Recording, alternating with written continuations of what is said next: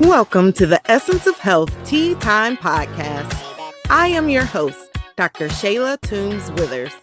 As a double board-certified family and obesity medicine physician with over 12 years of experience in medicine, I teach motivated individuals how to achieve their desired quality of life while preventing and reversing chronic diseases. It's tea time. On today's episode of the Essence of Health Tea Time Podcast, I'll be chatting all about soy. What comes to mind when someone mentions soy milk, a soy burger, tofu, or food product containing soy? Over the years, the poor little soybean has gotten a bad reputation to be an unhealthy food additive that causes more harm than good. So let's explore this and sort out fact from fiction when it comes to soy. Let's start by discussing what is soy. Soy is a plant, a legume, a bean to be exact. It is rich in isoflavones, a type of plant estrogen or phytoestrogen that works similarly to the type of estrogen found in humans, but with less effects. The macronutrient components of soy make it a great choice for quality nutrition. It contains more plant-based protein and fat than other legumes and is lower in carbohydrates, but also provides less fiber. 1 cup of soybeans contains 296 calories, 31 grams of protein, 15 grams of fat, 14 grams of carbohydrates, 10 grams of fiber, and a significant amount of calcium and iron. Soy is commonly consumed as soybeans, edamame, tofu, tempeh, miso, and various other soy-based food products like soy milk, soy burgers, soy cheese, and more. Edamame is a type of soybean that is harvested when it's still young and in an immature state. It's soft and green. It's usually steamed and eaten right from its pod. Versus the soybean is the more mature bean and typically cream or yellowish in color, much like what you see in a glass of soy milk. Let's talk more about the types of soy and its uses in cooking. Tofu is commonly thought of when one is referring to a plant-based, vegetarian, or vegan way of eating. Tofu is sometimes called bean curd due to its appearance and based on the fact that it is the curdle from soy milk. It's made from a mixture of soybeans and water with the addition of calcium or magnesium to form it into a pressed block. It can vary in firmness. Tofu is high in protein, a healthy source of plant-based fat, and cholesterol-free. Firm tofu can be used in dishes as a healthy substitute for meat, eggs, and paneer. One of my favorite details about tofu is that it tastes like nothing at all, so it can take on whatever flavor you desire. If you're missing the taste of barbecue, season your tofu like barbecue. If you're missing the taste of chicken, season your tofu like chicken. If you want eggs, tofu is a great alternative for your morning scramble. Silken tofu is unpressed. It has a silky smooth appearance and is more delicate than a firm block of tofu due to the process of the way that it's made, allowing it to retain more moisture. Because of its silky smooth texture, silken tofu is great for adding a high protein source to your smoothie and will give it a creamy texture. Silken tofu is also great for making plant-based ice cream, sauces, and dressings, and commonly cut in cubes used for soup. Tempeh is made from fermented soybeans that have been compressed and bound together by a type of living mold. It is actually less processed than tofu because it's made from whole soybeans. During the fermentation process of tempeh, the soybeans are covered and bound with white mold mycelium. Now wait, don't get too excited here and shut off this episode before you get this tea. The mold utilized in the fermentation process of tempeh has an important function. It helps with the development of enzymes, which in turn enhance the soybean, breaks down the less nutritious parts of the soybean, and contributes to the texture, flavor, and digestibility of tempeh, which makes it enjoyable for you to consume. Tempeh has a chewy texture and more of a nutty flavor. It is commonly used to make plant-based barbecue strips and bacon because of its texture. Tempeh also contains more fiber and more protein than tofu because of its formation with the whole soybean. Miso, also a soy product, is a thick, fermented paste that is made from a mixture of soybeans, salt, and a type of mold called koji. Miso is commonly used in Japanese cooking, and you probably have had miso soup if you enjoy Japanese cuisine. Because of its salty flavor, miso is commonly used in plant-based soups, sauces, and dressings. Soy milk is typically made from blending soaked whole soybeans and water, then heating and filtering it to get the creamy milk product. The various brands that we purchase from the grocery store typically have added vitamins and minerals, much like cow's milk, and have been pasteurized to make them shelf and refrigerator stable. Soy milk still is a great source of plant-based protein and fat, and is cholesterol free. Now that we have discussed the basics of soy and its various products and uses, let's dive a bit deeper. This is where our conversation will change a bit in discussing some of the more processed type of soy products out there. These particular food products have contributed to soy being misunderstood. Food manufacturers have created soy products utilizing soy protein isolate and hydrolyzed soy protein.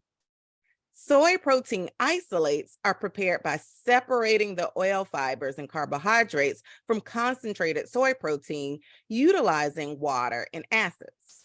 When this happens, you lose a lot of the nutrients that are naturally occurring in soybeans that actually give you health benefits that we will discuss shortly. And also within this process of developing soy protein isolates, you are left with a product that can actually be more harmful to your health. Soy protein isolates are commonly found in processed plant-based foods like soy burgers, plant-based chicken nuggets, and even commonly found in non-plant-based foods and utilized as a cheap additive, filler, or protein-enhancing source.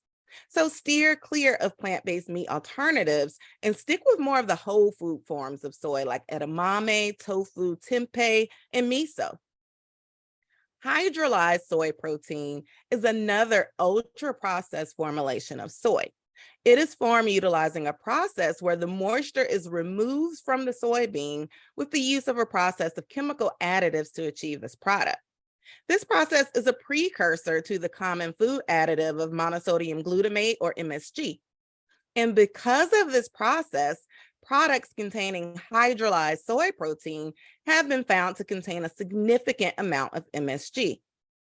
MSG has been found to cause physical side effects for many individuals, including frequent headaches, flushing, heart palpitations, numbness and tingling, and multiple other symptoms. Hydrolyzed soy protein is commonly utilized in soy sauce and other seasonings as a flavor enhancing ingredient. One of the key takeaway points I always like to remind my listeners of is the importance of being a label reader. Take your time when you're purchasing food from the grocery store or ordering online and actually look at the ingredients label. And if you're dining out, ask questions about what is in the food that you're being served or what the food is prepared with. If you're frustrated with your weight, taking more medications than you'd like to, have been told that you are at risk for the development of a chronic preventable disease, or just are not feeling in the best of health, then I'm talking to you. Why? Because you're tired of fat dieting. You know it's time for a change, and you want a sustainable plan to improve your health. If you have found yourself at this place in life, well, I have developed a program that's just for you. It's called The Essence of Health, and it's your prescription for transformation. My goal with this program is to give you the tools needed to create sustainable lifestyle changes within a group coaching setting, along with one-to-one individualized coaching to give you a personalized path to health that's just for you. The benefits are priceless, so join today. Head on over to eohcoaching.com to learn more. The essence of health is in you. Now that you've been given the Soy 101 course, let's talk about the many benefits of soy.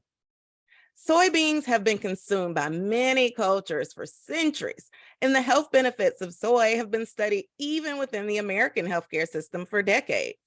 Research has shown that consuming soy can be helpful in reducing the risk of breast cancer and its recurrence, reducing the risk of lung cancer, reducing the risk of colorectal cancer, reducing the risk of prostate cancer in men, reduce the risk of fibroids in women, lower cholesterol levels, reduce the risk of cardiovascular disease, improve bone density, and lower the risk for osteoporosis related fractures and reduce inflammation, thereby helping with a number of other health conditions. So, as you can see, there are many reasons to add soy to your diet. In fact, our Food and Drug Administration have formally added soy-based foods as a recommended food product in its most recent published data titled Dietary Guidelines for Americans. Let's take a closer look at soy as it relates to heart health. A 2020 article in the journal Circulation, which is a journal from the American Heart Association, found that higher intake of isoflavones in tofu was associated with a moderately lower risk with an 18% less chance of developing cardiovascular heart disease. Isoflavones are plant-based compounds that are found in legumes that have plant-based estrogen properties that mimic the hormone human estrogen. While isoflavones are found in chickpeas, fava beans, pistachios, peanuts, and other fruits and nuts, soybeans contain the highest levels of isoflavones. In a 2021 statement from the American Heart Association, plant-predominant protein sources was the evidence-based dietary guidance given to promote heart health. Soybeans, edamame, and tofu were more specifically recommended within these guidelines. Studies have shown that a higher intake of legumes like soybeans is associated with a lower risk for cardiovascular disease. A study published in the journal Circulation in the year 2000 concluded that including soy protein foods into one's diet, low in saturated fat and cholesterol, is essential to promoting heart health. The authors of this study also found that daily consumption of 25 or more grams of soy protein shows significant improvement in an individual's cholesterol levels, particularly in improving cholesterol levels for those who previously had high cholesterol levels. The powerful phytochemicals in soybeans have been shown to reduce one's bad cholesterol or LDL level by 8.2% and increase one's good cholesterol or HDL level by 7% when the study particularly looked at postmenopausal women. A higher HDL level has been associated with protecting one's heart from cardiovascular disease. So this is definitely a good thing. A 1995 study, which looked at an analysis of 38 different studies, concluded that substituting soy protein for animal protein was shown to decrease one's total cholesterol by 9.3%, decrease one's bad cholesterol or LDL level by 12.9%, and decrease one's triglyceride level by 10.5%. The isoflavones present in soybeans, as we discussed, have effects that mimic estrogen. The benefits of this effect are what makes soy such a powerful food in lowering bad cholesterol and increasing good cholesterol. These same isoflavones have also been shown to prevent plaque formation in blood vessels, thereby lowering one's risk of heart attacks and strokes. In fact, a 2021 European study found that when individuals consumed soy-based products on greater than 4 days per week, they had a significantly lower risk of death from heart attack when compared with individuals who never or rarely consume soy. So the proof is in the science here, folks. Now, I know the next question that is always asked is, but isn't soy bad for you? Even after all of the research I've presented to you showing the health benefits of soy, and there are many more which we'll address in future episodes on this podcast, I know that there are lingering questions about if soy will mess up all the other hormones in your body and somehow cause health conditions instead of preventing health conditions. So let's address some of the soy myths. One of the common myths is that soy causes cancer. However, in a 2019 statement from the American Cancer Society, they recommended the consumption of soy foods and deemed them healthy and safe.